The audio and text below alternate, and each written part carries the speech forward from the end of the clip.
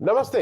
हमारे साप्ताहिक कार्यक्रम अशोक वानखेड़े साहब के साथ बातचीत में स्वागत है। अशोक साहब कल ट्रेवल कर रहे थे अकोला और इनकी ट्रेवलिंग भी बहुत होती है और उस कारण हम लोग कल उसको जिसको कहते हैं ना पकड़ नहीं पाए, क्योंकि वहां जहां रहते हैं वहां नेट की भी समस्या रहती है। ट्रेवलिंग के समय जो कार में बैठ के किया जाता है वो विजुअली मुझे ठीक नहीं लगता है, क्योंकि उसपे जैसे मैं भी किसी को कार में देखूं तो हिलते हुए अच्छा नहीं लगता। अशोक भाई ने भी कहा कि कार में करना ठीक नहीं रहेगा, तो आज सुबह वापस आ गए, इसलिए वो एक दिन लेट है।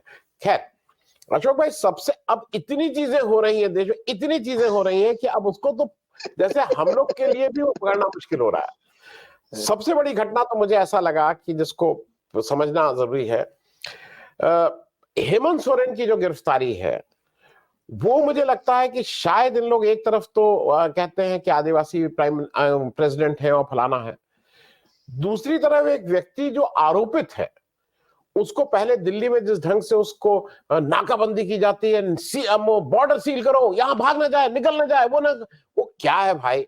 वो एक elected chief minister of state है।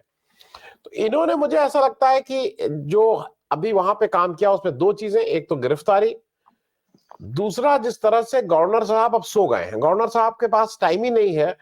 विधायक लोग जा रहे हैं, कह रहे हैं नहीं हम विधायकों से नहीं मिलेंगे, 47 विधायक वहां उनके दरवाजे पे जाके खड़े हो रहे हैं, नहीं मिल रहे हैं। चिट्ठी उनके पास है लेकिन हम शपथ नहीं दिलाएंगे। तो टेक्निकली वहां पे झारखंड में इस समय कोई सरकार नहीं है।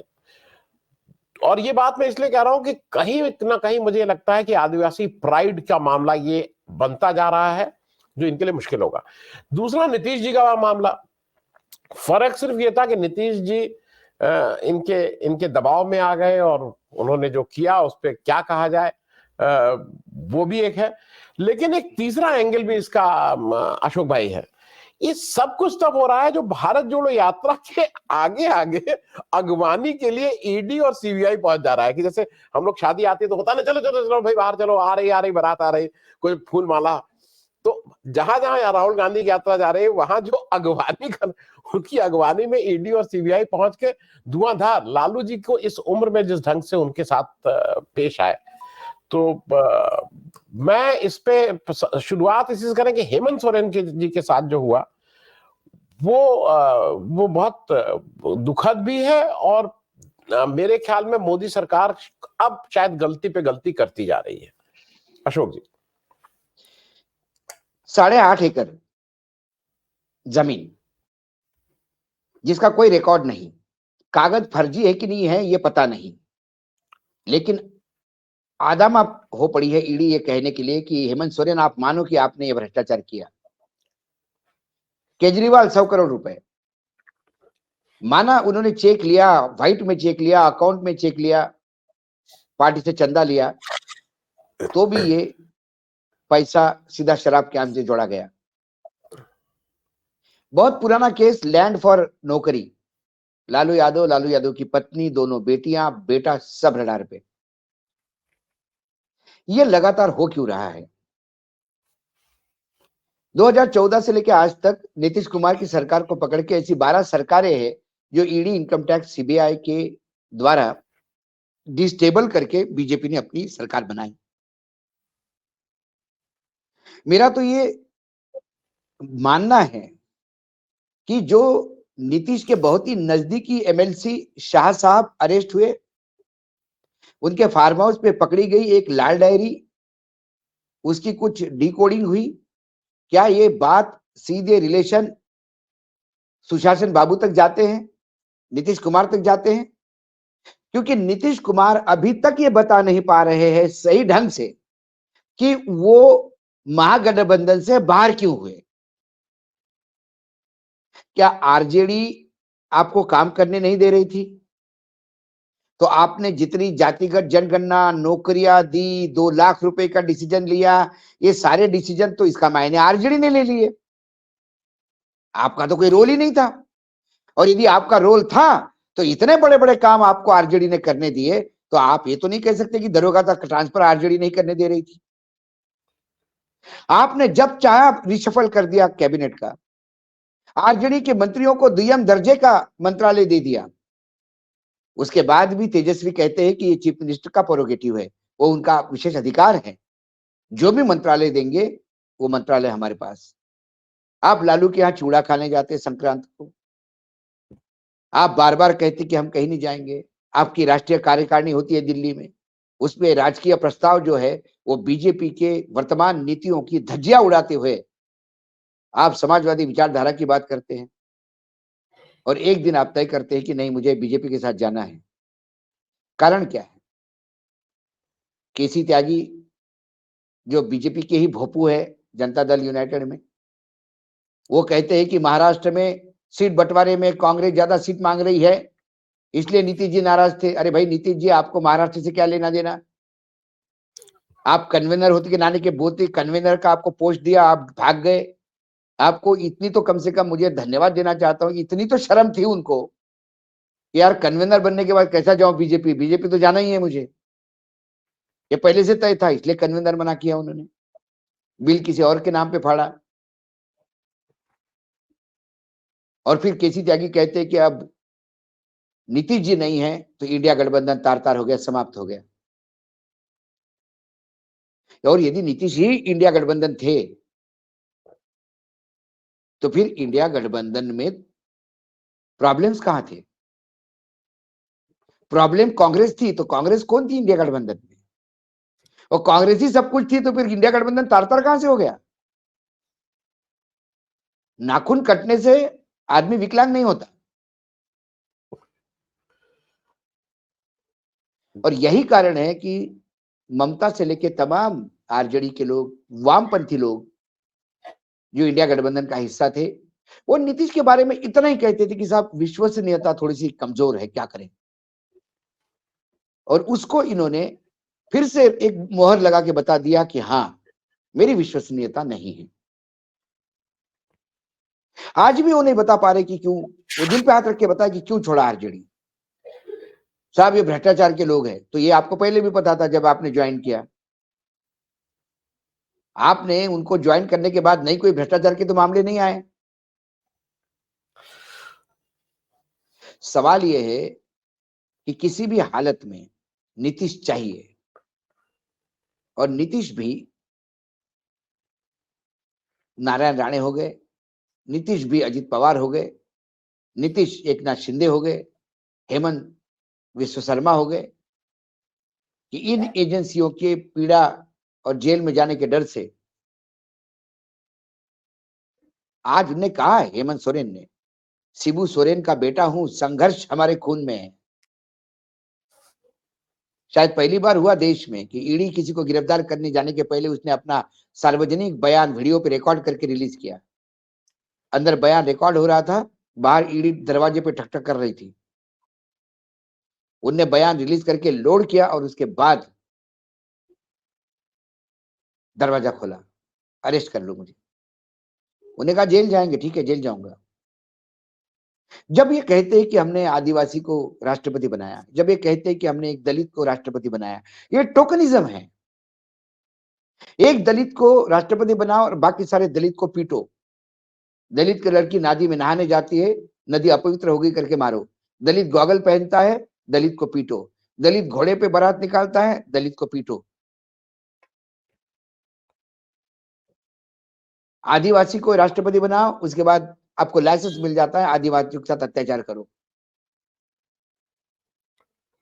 कुल मिलाकर या तो आप मेरे साथ रहिए या जेल जाइए, दो रास्ते हैं।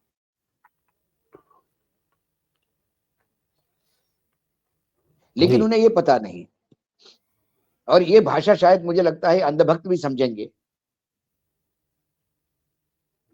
कान्हा का जन्म जेल में ही हुआ था। कंस के काल ने जेल में जन्म लिया था। तो आप जब जेल में डालोगे लोगों को, तो ये प्रजातंत्र के एक नया संघर्ष जन्म लेगा, क्योंकि इस देश में अब तानाशाह जन्म ले चुका है। जिस हिसाब से न्यायपालिका की धज्जियां उड़ रही है, जिस हिसाब से विरोधियों को समाप्त करा है, जिस हिसाब से बिल पास करने के लिए निष्कासन कर करके लोकसभा की स्ट्रेंथ खत्म कर दी जा रही है, जिस हिसाब से नई परंपराएं गाड़ रहे हैं, ये सारी चीजें एक ही तरफ इंगित करती है कि तानाशाह ने जन्म ले लिया है। और दिन दुगनी रात चौगनी वो बढ़ रहा है। 2024 के चुनाव के नतीजे यदि उसके फेवर में आ गए, वर्तमान सत्ता पक्ष में आ गए, तो वो तानाशाह एक पूर्ण युवा बन के मुकुट धारण करेगा और फिर प्रजातंत्र और संविधान, ये दोनों चीजें इतिहास जमा हो जाएगी। ये मैं आगाह कर रहा हूं आपको। जी जी। क्योंकि जिस तरह से आज आपने कहा ओपनिंग में कि नीतीश कुमार इस्तीफा देते और आधे घंटे के अंदर शपथ लेते हैं, महाराष्ट्र में अजित पवार एक कागज लेके जाते हैं और गृह राज्य मंत्री गवर्नर साहब कोश्यारी साहब हमारे इतने इंटेलिजेंट को रात को कागज देख के समर्थन समझ लेते हैं और तुरंत प्राइम मिनिस्टर को बोलते हैं। प्राइम मिनिस्टर आधी रात को विशेष अधिकार का उपयोग करते हुए बगैर कैबिनेट को पूछे राष्ट्रपति शासन हटाते हैं और कल सुबह सुबह 6 बजे शपथ विधि होता है। क्या घटनाक्रम! इसको कहते हैं सरकार, इसको कहते हैं काम करने वाली सरकार। मिनटों में काम करती है, दिन रात काम करती है। लेकिन आज मुख्यमंत्री ने इस्तीफा दे दिया। उसके बाद जो इंडिया गठबंधन है, इन्होंने 47 सदस्यों के साथ जाकर ज्ञापन सौंपा कि साहब हमने इनको नियुक्त किया है और ये अब मुख्यमंत्री होंगे। गवर्नर साहब मिलने को तैयार नहीं। गवर्नर साहब सोच रहे हैं अब क्या करें। गवर्नर साहब रास्ता ढूंढ रहे हैं कि राष्ट्रपति शासन कैसा करूं, या गवर्नर साहब समय खरीद रहे हैं, समय दे रहे हैं कि आप खरीद लीजिए, जितने विधायक बिक सकते हैं, तोड़ सकते हैं, तोड़ दीजिए इनको। लेकिन जब जब इस देश में तानाशाह ने जन्म लिया, प्रजातंत्र की रक्षा जनता ने की है। आनंद जी, आप मेरे से वरिष्ठ है और आपने वो समय देखा है इमरजेंसी वाला। आपने इमरजेंसी में जेल में रहते हुए लोगों ने चुनाव लड़ा, उनके साथ खन्ने से खन्ना मिला के आपने काम किया है। मैं जॉर्ज फर्नांडिस की बात करता हूं। ये लोग जेल से चुनाव जीते हैं क्योंकि तब चुनाव जनता ने लड़ा था, जनता सामने आई थी प्रजातंत्र की रक्षा के लिए। तो मेरा आज भी इस देश की प्रजातंत्र पर रक्षा, मुझे देश की जनता पे विश्वास है, लेकिन मैं करूं क्या? कल यदि 200 सीटों पे बीजेपी आ गई और मुर्मू जी ने बीजेपी को बुलाया कि आप सबसे बड़ी पार्टी है, आप सरकार बनाएं, तो 200 के ऊपर तो सरकार बनती नहीं। लेकिन ये शपथ लेंगे और शपथ लेने के बाद यदि बोला जाएगा कि साहब अब हाउस फेस करो, और यदि इन्होंने कहा कि नहीं अभी हाउस फेस करने की जरूरत ही नहीं है, नहीं, हरवंश जी को बुला लेंगे, स्पीकर बना हरवंश देंगे। जी को बुला लेंगे। हाँ, हरवंश जी को स्पीकर बना देंगे, वो तो इस मामले में माहिर है। वो हो गया हो गया हो गया 200 में वोट हो गया, वो 200 में। बाकी लोगों ने नहीं करेंगे। और ज्यादा कुछ हंगामा होगा तो निष्कासन करो इनका, बस, और 5 साल के लिए निष्कासन करो। पूरा विपक्ष 5 साल के लिए निष्कासित होगा। 350-45 लोग निष्कासित होंगे, 200 लोग 5 साल सरकार चलाएंगे। क्या कर लोगे आप कोर्ट जाओगे, कोर्ट क्या कहेगा? अभी ये प्रायोरिटी की बात नहीं है। जैसा सोरेन के मामले में कहा कि इनके बारे में अभी विचार कर, प्रायोरिटी की बात नहीं है ये। जैसा चंडीगढ़ हाईकोर्ट ने कहा कि विचार करना पड़ेगा, बाकी पार्टी का भी सुनना पड़ेगा। 16 लोग वाले पार्टी मेयर पे आती है, मेयर बनाती है, और 19 वाले ताली बजाते हुए रह जाते हैं। अलग टाइप का गणित है ये। नए मैथमेटिक्स के नए थ्योरम्स पैदा हो रहे हैं, और ये नया राजनीतिक गणित, ये सिर्फ तानाशाही प्रवृत्ति है कि मैं कह रहा हूं 2 और 2 5 होते तो आप 4 कहने वाले कौन? 16 का आंकड़ा 19 से बड़ा है, नहीं मानोगे तो जेल में ठूस देंगे। हमने कह दिया 16 बड़े हैं 19 से, ठीक है साहब, 16 19 से बड़े हैं, तो मेयर किसका? 16 वाले का। यही हो रहा है।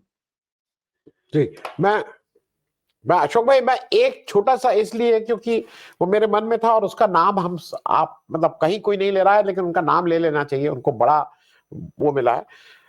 नीतीश, जो बिहार का एपिसोड हुआ उसमें फायदा और नुकसान, फायदा केवल एक, जो पार्टी की फायदा पार्टी के स्तर पे बीजेपी का, नुकसान पार्टी के स्तर पे इंडिया अलायंस का, नुकसान व्यक्ति के तौर पे नीतीश कुमार का, नीतीश कुमार की इमेज को बहुत धक्का लगा। लेकिन फायदा एक व्यक्ति का बहुत बड़ा हुआ है, और वो मैं फायदा अगर आप गिनाएं, जेपी नड्डा साहब का। मैंने पहली बार जेपी नड्डा साहब को बीजेपी अध्यक्ष के रूप में जरा चलते हुए, उनको भी मजा आया कि भाई अध्यक्ष गए, अध्यक्ष जी, अध्यक्ष जी। नहीं तो अभी तक तो सारे शपथ अपथ में उनको पीछे की, तुम क्या शपथ भाई, कौन तुम, घर में रहो अपना, हम जा रहे हैं शपथ अपथ दिलवाने। तो जेपी, मुझे देख के अच्छा लगा कि जेपी नड्डा को बहुत दिनों बाद, शायद पहली बार मैंने अध्यक्ष के रूप में देखा। नहीं, वहां हुआ ये कि आपने जो कहा कि भाई फायदा पड़ेगा, हमें इंतजार करना पड़ेगा।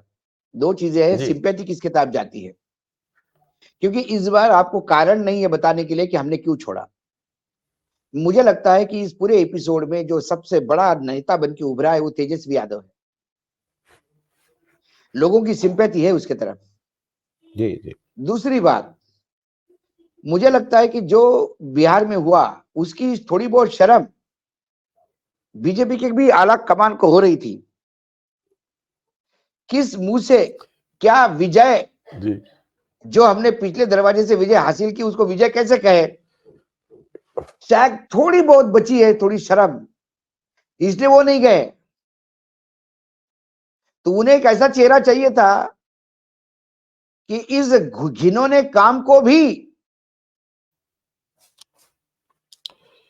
अपनी विजय यात्रा और सफलता माने। और ये ऐसा नकारात्मक काम करने के लिए उनके पास बेहतरीन नाम था, जेपी नड्डा साहब। तो जेपी नड्डा जी चले गए, उनको लगा मैं शपथ विधि में जा रहा हूं। बाकी लोग शपथ विधि में नहीं गए तो उनको शर्म आ रही थी। कल तक पलटू राम कहा, कल तक कहा बीजेपी के दरवाजे बंद हो गए, किसी हालत में नहीं आने देंगे। एक ने कहा था कि मैं सर पगड़ी उतारूंगा नहीं जब तक ये मुख्यमंत्री पद से नहीं जाएगा। वो भी डिप्टी चीफ मिनिस्टर की शपथ ले रहे थे। सबको अपने बोले हुए शब्द याद आ रहे थे, शर्म आ रही थी। लेकिन क्षेत्रीय दल इस देश में नहीं होने चाहिए। ये बोलने वाला इंसान बिना शर्म के, बिना लज्जा के उसी क्षेत्रीय दलों के सहारे सरकार बनाता है। ये इस लोकतंत्र की खूबी है।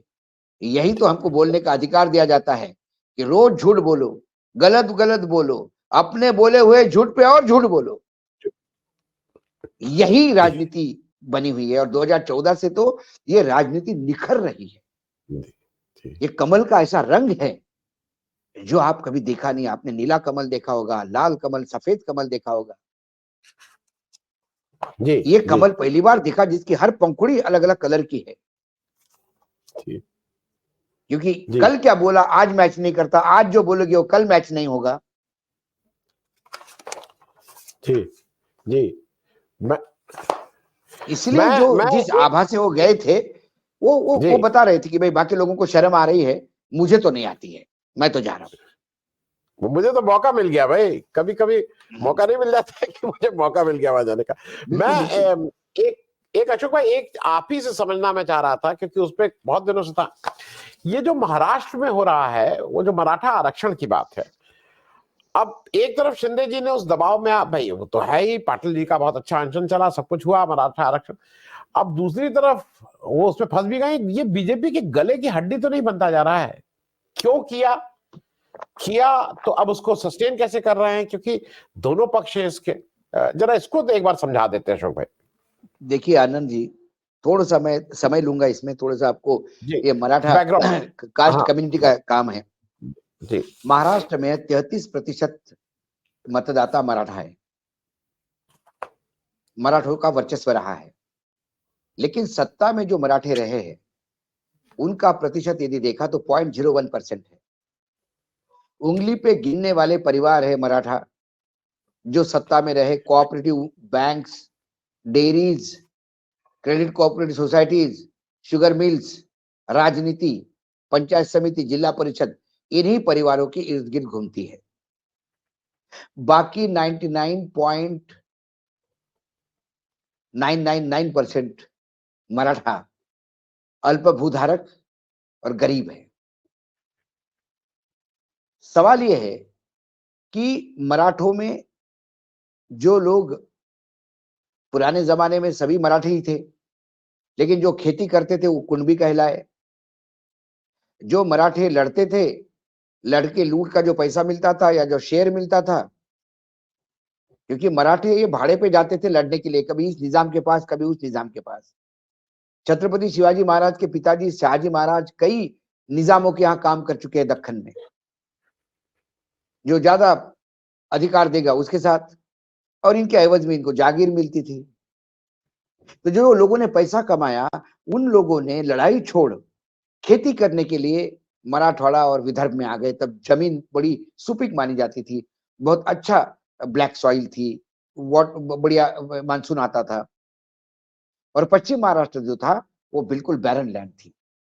देश आजाद हो गया, महाराष्ट्र एक अलग राज्य बन गया, पूरा जो पश्चिम महाराष्ट्र है वो इरिगेशन से पट गया, वहां समृद्धि आ गई, बाकी जगह गरीबी आ गई। जो किसान खेती करते थे, परिवार बढ़ते गए, सब अल्प भूधारक हो गए, 2-2, 2.5-2.5, 4-4 एकड़ के मालिक हो गए। उन सबको चाहिए था रिजर्वेशन। मराठों को रिजर्वेशन देना है करके बहुत दिन से मांग निकल रही थी। पृथ्वीराज चौहान की सरकार ने रिजर्वेशन दे दिया 18%। वो हाईकोर्ट में एक गायकवाड़ समिति की रिपोर्ट आई, उन्होंने कहा कि इनको तो 12 और 13% देना चाहिए। लेकिन सर्वोच्च न्यायालय में जब मामला गया तो ये मामला इसलिए निपट गया क्योंकि ये 60% का जो इंदिरा साहनी वाला केस था, उसके सामने ये टिक नहीं पाया और ये गायब हो गया। अब ये सारे मराठे भी जानते हैं कि जब इनको रिजर्वेशन देने की बात आती है, यदि मराठों को आप रिजर्वेशन देंगे तो ये 60 का कैप ऊपर चला जाएगा और सर्वोच्च न्यायालय इसको मानेगा। तो एक मनोज जरांगे पाटिल है, वो कोई नेता नहीं है सर। ये अद्भुत इस नए भारत का एक संगठित काम करने का एक नया उदाहरण है। वो 4.5 एकड़ जमीन उसके पास थी, 2.5 एकड़ जमीन उसने विभिन्न आंदोलनों में शरीक होते हुए जो तकलीफ उठाई उसमें बेच दी।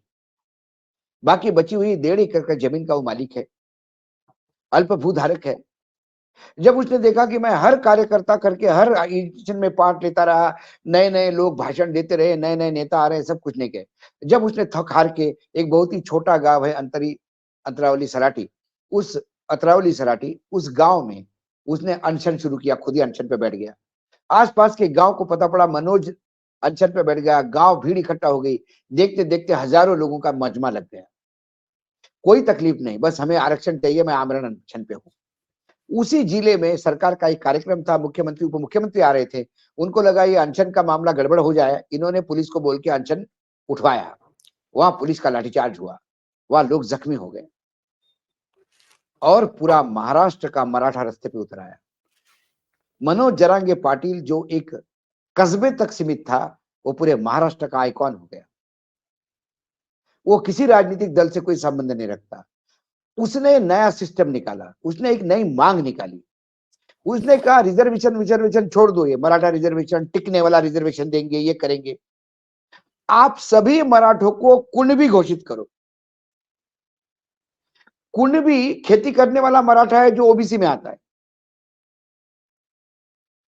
कुणबी में 250 और जातियां जो कुणबी में है, उसमें माली समाज भी है, 4% माली है। जो कुणबी है वो 19% है उस रिजर्वेशन में, सबसे बड़ा ग्रुप कुणबी का है। तो इसने कहा कि एक काम करो, ये जो 4 करोड़ मराठे सबको कुणबी घोषित कर दो, तो ऑटोमेटिक हमें ओबीसी का रिजर्वेशन मिल जाएगा, तो हमें फिर मराठों के लिए अलग रिजर्वेशन भी मत दो। सरकार ने कहा कि यदि आप कहीं दिखा सकते हैं कि आप कुणबी है तो उनको कुणबी दे देंगे। तो ये मराठवाड़ा जब निजाम में था तब से गैजेट ढूंढने लगे, तो ऐसी 54 लाख एंट्रीज मिल गई जो कुणबी सर्टिफिकेट दे सकते हैं। इसने कहा कम से कम उनको तो दे दो, और उनके जो रिलेटिव है उनको भी दे दो। सगे सोयरे, मतलब जहां आपकी शादी हो गई, आप कुणबी है, आपने लड़की किसी को दे दी, वो भी कुणबी हो गया, ये मान लो। सरकार ने ये मना किया क्योंकि ओबीसी समाज के लोग भी रास्ते पे आ गए।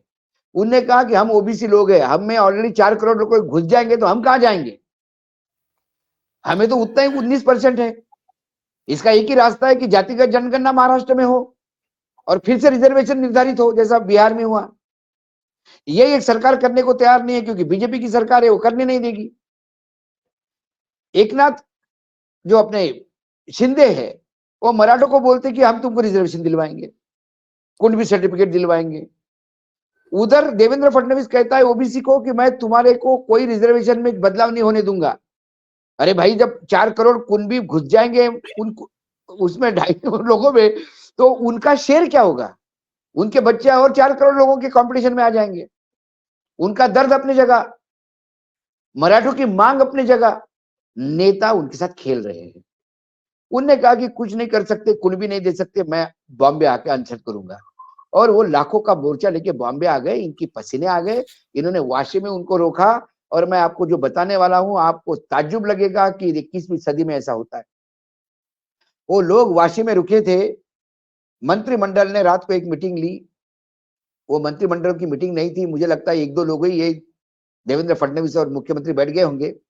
उन्होंने एक ड्राफ्ट बनाया, एक जीआर का, जो अध्यादेश निकलने वाला था उसका ड्राफ्ट, और जाके जरांगे को बताया ये अध्यादेश देखिए, आप चेक करिए, ऐसा ही चाहिए ना आपको?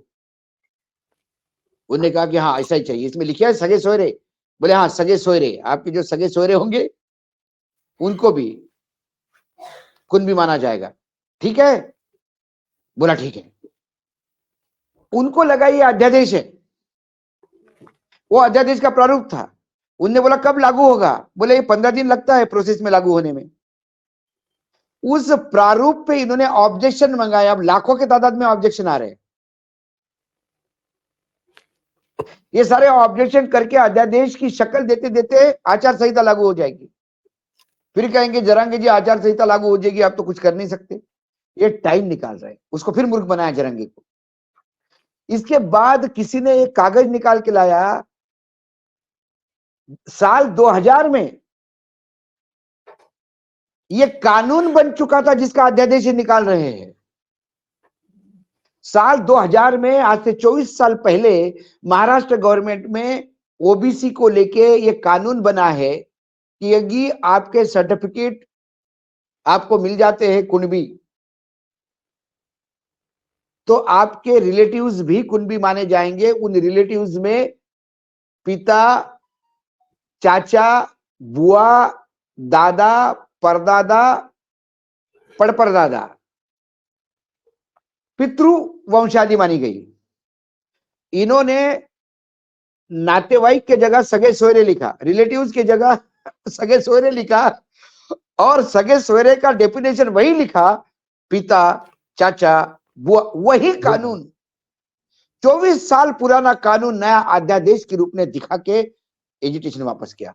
अब उसको जब पता पड़ा मनोज जरांगे को, उसने कहा कि अब बहुत हो गया, अब मैं नहीं सुनूंगा, अब मैं 14 फरवरी को जाके फिर अनशन शुरू कर दूंगा, अब मैं सुनूंगा ही नहीं किसी की। ओबीसी को नाराज नहीं कर सकते बीजेपी, क्योंकि मराठों को ओबीसी में लाते से ही ओबीसी डाइल्यूट हो जाएगा। मराठों को नाराज नहीं कर सकते क्योंकि उसको ओबीसी बनाएंगे, ये प्रॉमिस कर चुके हैं, ये गले की हड्डी बन चुका है। ये चुनाव तक उसको खींचना चाहता है, और यदि लोकसभा चुनाव तक खींचा तो मैं जितना जरांगे पाटिल को जानता हूं, अब लोग प्लान करते हैं खबरें गोदी मीडिया में कि जरांगे पाटिल इन्हीं का आदमी है, कोई कहता है शरद पवार का आदमी है। साहब वो किसी का आदमी नहीं है, वो गांव का आदमी है। किसी ने कहा कि ये इतना बड़ा आंदोलन कैसा लेके चल गया, तो उसने लिस्ट रिलीज कर दी, किसने खाने की व्यवस्था की, किसने रजाइयां व्यवस्था की, किसने गद्दे की व्यवस्था की। ये सब मराठी संगठन है, अलग अलग गांव के लोग हैं जो व्यवस्था कर रहे हैं। जब वो वाशी में रुका तो वाशी की जितनी मंडियां हैं, उन मंडियों के लोगों ने इनके खाने की व्यवस्था की, क्योंकि उनको लगा है कि ये आदमी, इसका कोई लेना देना नहीं, कोई राजनीतिक बैकग्राउंड नहीं है। और उसने कहा कि रिजर्वेशन मिलने के बाद मैं खेती करने चला जाऊंगा बाबा, मुझे कोई लेना देना नहीं राजनीति से। लेकिन उन्होंने ये भी कहा कि आने वाले चुनाव में यदि तुमने मेरा रिजर्वेशन नहीं किया तो मैं तुम्हें औकात दिखा दूंगा। तो महाराष्ट्र में जहां 48 सीटें यूपी के बाद, जहां नरेंद्र मोदी की जान अटकी हुई है, वहां नरेंद्र मोदी ने के गले में ये जो हड्डी देवेंद्र फडणवीस और अजित पवार ने ठोक ठोक के फंसा दी, और हड्डी ऐसी फंसी हुई है कि अब ना उगल रही है ना निगल रही है। जी जी अशोक भाई, एक मैं कॉमन चीज इसलिए कह रहा हूं कि ये इस सरकार की बार बार, जैसे बच्चे को भुलाते नहीं कि देखो देखो वो चांद आ रहा है, चांद आ रहा है, दूध पी लो तो बच्चा चांद देखता। ये हर बार झूठ बोल के काम करते हैं। किसान आंदोलन में इन्होंने कहा कि देखो देखो ये लिख के दे रहे हैं, अभी बस एमएसपी की कमेटी हो रही है, लागू कर रहे हैं। कमेटी का नामो निशान नहीं, मतलब जिसको क्या बोले वो यहाँ, मतलब ये फितरत में है क्या बेवकूफ बनाना, झूठ बोलना, बेवकूफ बनाना। देखिए आनंद जी, एक राजनीतिक दल ने महाराष्ट्र के बड़े राजनीतिक दल ने हमको कहा कि आप चुनाव लड़ो। हमने कहा हमको लड़ना नहीं आता। बोले हम लड़वाएंगे। मैंने सर हम वही काम करते जो हम खुद करेंगे। तो बोले क्या करेंगे? तो आप लड़िए। मैंने हमको लड़ना नहीं आता। तो बोले फिर आप क्या करते हैं? मैंने हम पत्रकार है, पत्रकारिता से हमको कुछ नहीं आता, तो हम पत्रकारिता करेंगे। आपने मुझे किसी जगह भी, आपने मुझे मुशायरा में भी बुलाया तो मैं पत्रकारिता की बात करूंगा, कवि सम्मेलन में बुलाया तो पत्रकारिता की बात करूंगा, क्योंकि मुझे आता ही वो है जिसका जन्म ही झूठ बोलने के वजह से हुआ है। जो जन्मजात झूठे हैं वो सच कहां से बोलेंगे? उनको आप कविता सुनाने के लिए कहिए कि तुम झूठ बोलेंगे, भगवान की आरती करने के लिए बोला तो भी झूठ बोलेंगे, कसम खाने के लिए बोला तो भी झूठी कसम खाएंगे, आंकड़े पूछोगे तो झूठे बताएंगे। ये मुंह खोलते हैं झूठ बोलने के लिए। इसलिए इनकी फितरत ही बनी है झूठ बोलने की। इनसे जिस दिन सच आएगा मुंह से उस दिन क्रांति होगी। झूठ बोलने वाले जब सच बोलेंगे तो इतनी भयावह क्रांति होगी। मैं कहीं कुछ पढ़ रहा था, बहुत एक बेहतरीन चीज गालिब मिर्जा की आई। अब मैं कई बार ऐसा कुछ चीज दिखती है तो आदमी लिख लेता है। हाँ तो ठीक बात। गालिब मिर्जा गालिब की ये लिखा हुआ शेर है, तेरे वादे पे जिए हम, तेरे वादे पे जिए हम, ये तू जान, तेरे वादे पे जिए हम, जी हम ये तो तू जान भूल जाना। जान वो अपने प्रेयसी को कहता है हाँ, कि तेरे वादे पे ये हम जान जी रहे हैं, इस बात को तो भूल जाना जान, भूल जाना।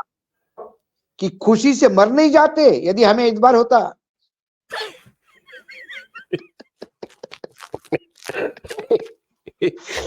इसीलिए जब सरकार कुछ बोलती है